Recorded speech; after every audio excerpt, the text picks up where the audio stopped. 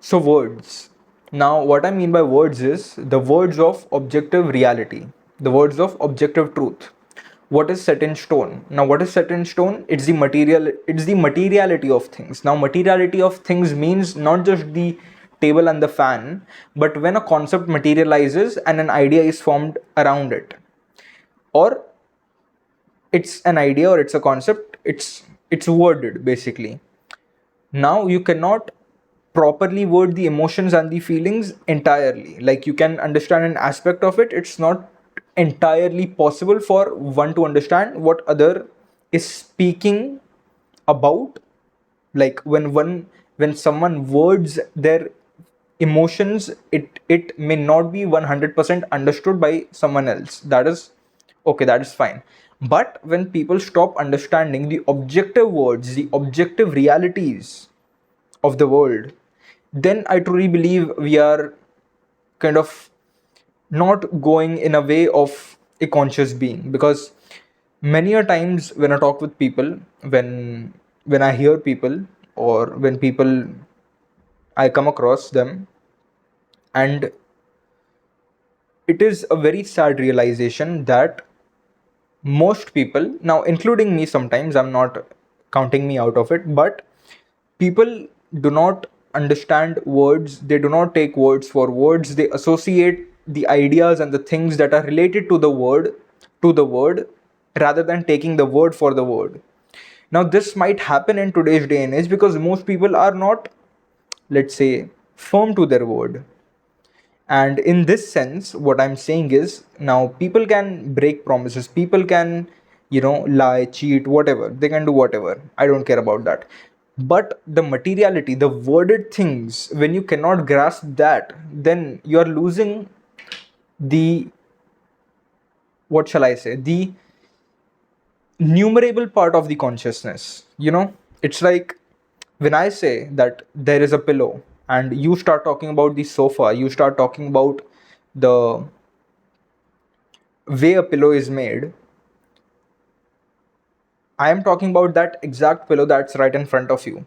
So that is kind of happening. That is kind of the change that I've been seeing for a past, I don't know, past couple years, or at least I started noticing it, is that people are not understanding worded reality. People are not understanding what something actually means. Now, I don't know if this is related to us being fed like numerous information throughout the day through internet. Like literally we are waking up, we see Twitter, we read through all those newses and breakdowns and whatever is happening, then we go on Insta, then we see so many stories, we see reels and whatever, we see YouTube, we see Netflix, everything. We are just bombarded with information.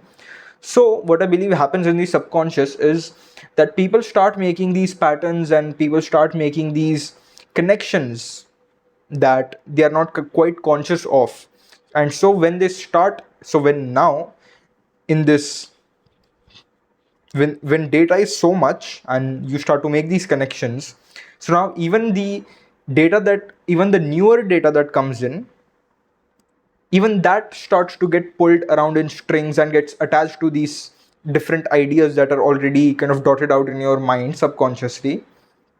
And that is why people are not able to understand the worded reality, what the word actually means. And again, I'm not saying that I might not do it, but I have noticed this, that many people are doing this, or even they are doing it unnoticingly, or whatever the case might be. So it's just to put out there a message for people to be more conscious enough that take words for what they actually mean, at least the worded reality, the materiality of the words. When I talk about a particular chair, it actually means a particular chair. It doesn't mean a chair, or a chair, or how a chair was made, or how that particular chair came into existence. Okay, that might be the case, that's fine. How it came into existence, that might be attached to it, but it is not related to a person sitting on that chair. It's literally about that chair in particular. And again, I will repeat myself, because people do not understand it. They take certain associates of that idea and then make that the identity rather than what it actually is.